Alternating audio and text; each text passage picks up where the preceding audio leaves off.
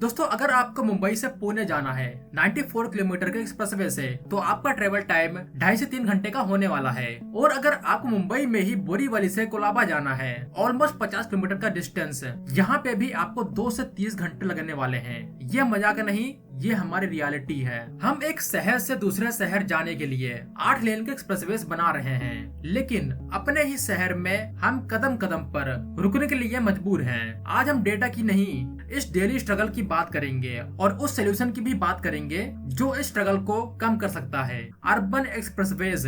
लेकिन क्या ये अकेला काफी है? आइए समझते हैं। जब हम इस रोज की स्ट्रगल को नंबर्स में देखते हैं तो तस्वीर और साफ हो जाती है। टॉम की 2023 ट्रैफिक इंडेक्स रिपोर्ट के मुताबिक बेंगलुरु, पुणे दुनिया के सबसे कंजेस्टेड शहरों में से एक है। इसका मतलब है कि हम साल के 100 से 150 घंटे यानी लगभग 5 से 6 दिन सिर्फ ट्रैफिक में फंसे हुए बिता देते हैं। ये सिर्फ समय की बर्बादी नहीं है। एक अनुमान के मुताबिक दिल्ली, मुंबई जैसे शहरों को ट्रैफिक जाम की वजह से सालाना हजारों करोड़ रुपए का नुकसान उठाना पड़ता है। फ्यूल, प्रोडक्टिविटी, मेंटल हेल्थ, हर चीज पर इसका असर पड़ता है। जो यहाँ सबसे बड़ी प्रॉब्लम की जड़ है वो है हमारे अनप्लान्ड सिटीज, जिनको किसी प्लानिंग के तहत बसाया नहीं गया। फ्लाईओवर बने, लेकिन वो एक सिग्नल से उतारकर दूसरे सिग्नल पर छोड़ देते हैं। हमें टेम्पररी पेन किलर नहीं, एक परमानेंट इलाज चाहिए। एक ऐसा नेटवर्क जो शहर के एक कोने को दूसरे से सीमलेसली जोड़े। तो इस जाम का इलाज क्या है? इसके लिए हमें उन शहरों को देखना होगा जिन्होंने इस समस्या को हमसे पहले फेस किया और सॉल्व किया। चाइना इसका सबसे बड़ा एग्जाम्पल है। उन्होंने शहरों के ऊपर और नीचे हाई स्पीड कॉरिडोर का एक जाल बिछा दिया है। बीजिंग में रिंग रोड का सिस्टम, संघाई में एलिवेटेड एक्सप्रेसवेज, ये शहर की आर्टरीज हैं जो ट्रैफिक का ब्लड फ्लो बनाए रखती हैं। इससे उन्हें क्या मिला? इकोनॉमिक एफिशिएंसी, कम पोल्यूशन और बेहतर क्वालिटी ऑफ लाइफ। आज चाइना के पास लगभग 1,90,000 किलोमीटर से ज्यादा का एक्सप्रेसवेज नेटवर्क है। दुनिया में किसी भी देश के मुकाबले सबसे ज्यादा। चाइना का जो इतना बड़ा एक्सप्रेसवे का नेटवर्क है, उनमें से एक बड़ा हिस्सा सिर्फ उनकी सिटीज के अंदर है। अब ये कितना बड़ा है, इसका डेटा अभी हमारे पास पब्लिकली अवेलेबल नहीं है, लेकिन एक तरीके से हम सिर्फ अंदाजा लगा सकते हैं कि ये कितना बड़ा नेटवर्क होगा। ये मैप साउथ ईस्ट चाइना का है। यहाँ चाइना के कुछ बड़े इकोनॉमिक हब जैसे शेंजन, चाइना के सिलिकॉन वैली, ग्वांगजो और हांगकांग, और ये जो येलो लाइंस है ये सभी हाईवेज नेटवर्क है। अगर हम थोड़ा और जूम आउट करें तो हम सिर्फ एक्सप्रेसवेज का नेटवर्क देखेंगे।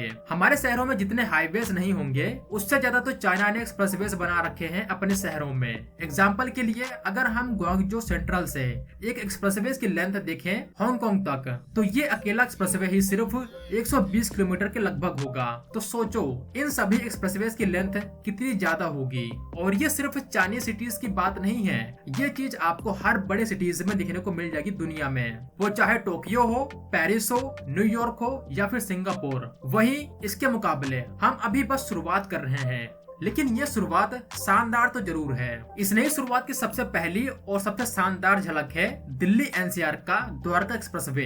ये सिर्फ सड़क नहीं, एक स्टेटमेंट है। इंडिया का पहला एलिवेटेड अर्बन एक्सप्रेसवे। इस प्रोजेक्ट की प्लानिंग तो 2006 से ही चल रही थी। 2007 के बाद इस प्रोजेक्ट को लैंड एक्विजिशन की प्रॉब्लम फेस करनी पड़ी, जिसकी वजह से ये प्रोजेक्ट डिले होता रहा और फाइनली 2019 में इसका कंस्ट्रक्शन स्टार्ट होता है। और आज अगस्त 2025 को पीएम मोदी जी द्वारा इस प्रोजेक्ट को इनॉग्रेट कर दिया गया है। देश का पहला 29 किलोमीटर का एलिवेटेड अर्बन एक्सप्रेसवे अब पब्लिक के लिए ओपन हो चुका है। ऐसे एक्सप्रेसवेज पर हाई टेक कैमरास और सेंसर्स लगे होते हैं। ये रियल टाइम में ट्रैफिक को मॉनिटर करते हैं और अगर कहीं एक्सीडेंट होता है या जाम लगता है तो कंट्रोल रूम को तुरंत पता चल जाता है और इलेक्ट्रॉनिक डिस्प्ले बोर्ड्स पर ड्राइवर्स को अलर्ट कर दिया जाता है। सोचिए, जो सफर पहले 1.5 घंटे का था, अब वो 20 से 25 मिनट का हो जाएगा। NH48 पर 50% तक ट्रैफिक कम हो जाएगा। इससे लाखों लोगों के हर रोज कितना टाइम बचेगा, एफिशिएंसी बढ़ेगी और फ्यूल की सेविंग होगी। ये सोचने वाली बात है। एक्सप्रेसवेज के आसपास जितने भी सेक्टर्स हैं, वहाँ पे प्रॉपर्टीज के प्राइस काफी ज्यादा राइज हुए हैं। यहाँ नए नए ऑफिस, मॉल और बाकी के कमर्शियल प्रोजेक्ट लॉन्च हो रहे हैं। तो ओवरऑल देखे तो पूरी इकोनॉमी को बूस्ट मिलेगा। ये एक टेम्पलेट है कि फ्यूचर के इंडियन शहर कैसे दिखने वाले हैं। सोचो, इतना बड़ा इम्पैक्ट सिर्फ सिर्फ एक एक्सप्रेसवे से आने वाला है। अगर इसी टाइप के एक्सप्रेसवे से हम पूरे दिल्ली के कोने कोने में बना दे तो दिल्ली का ट्रैफिक कितना ज्यादा स्मूथ हो जाएगा।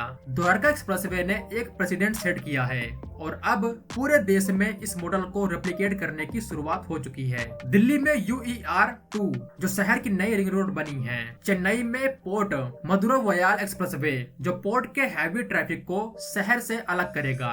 बेंगलुरु में सैटेलाइट टाउन रिंग रोड जो शहर के कोर पर प्रेशर कम करेगा। हैदराबाद में बनने वाला रीजनल रिंग रोड प्रोजेक्ट जो शहर में बाहर से आने वाला ट्रैफिक कम करेगा। मुंबई में कोस्टल रोड और ट्रांस हार्बर लिंक जिसको अटल सेतु भी कहते हैं, ये ट्रेवल टाइम में क्रांति ला रहे हैं। कुछ प्रोजेक्ट बन चुके हैं तो कुछ अभी अंडर कंस्ट्रक्शन हैं। तो जब ये सभी प्रोजेक्ट कंप्लीट होंगे तो हमारे शहरों की तस्वीर बदलनी शुरू हो जाएगी। लेकिन ये सपना पूरा करना आसान नहीं। इंडियन सिटीज के बीच एक्सप्रेसवेज बनाना खेत में एक्सप्रेसवे बनाने से 10 गुना ज्यादा मुश्किल है, क्योंकि यहाँ सबसे बड़ी चुनौती है स्पेस और प्लानिंग की। हमारे शहर ऑर्गेनिकली फैले हैं। यहाँ कोने कोने में अनप्लान्ड कॉलोनी बसी हुई है और जो पुरानी प्लानिंग भी थी वो भी प्रॉपर नहीं है।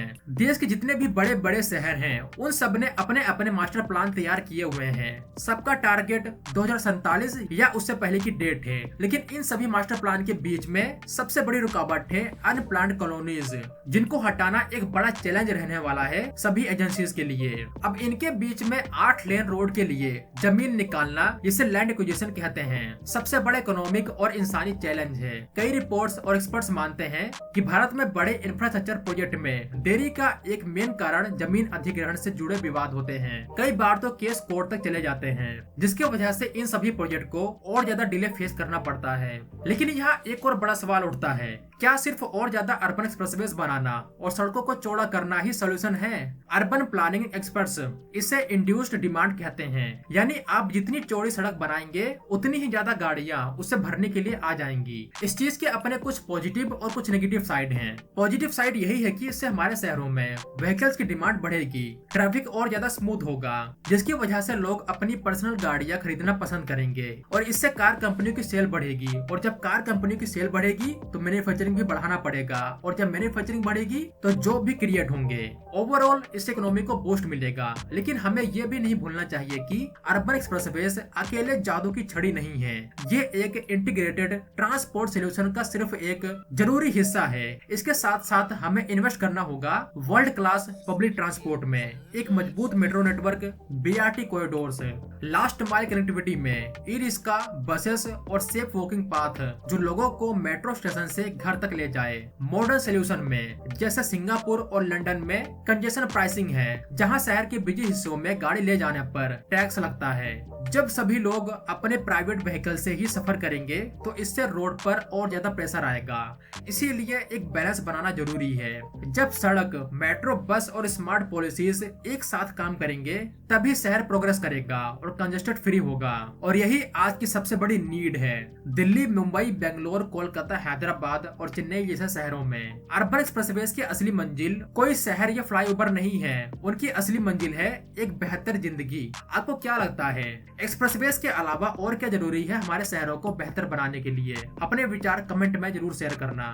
तो इस वीडियो में बस इतना ही था। मिलते हैं एक नई वीडियो के साथ, तब तक के लिए जय हिंद दोस्तों।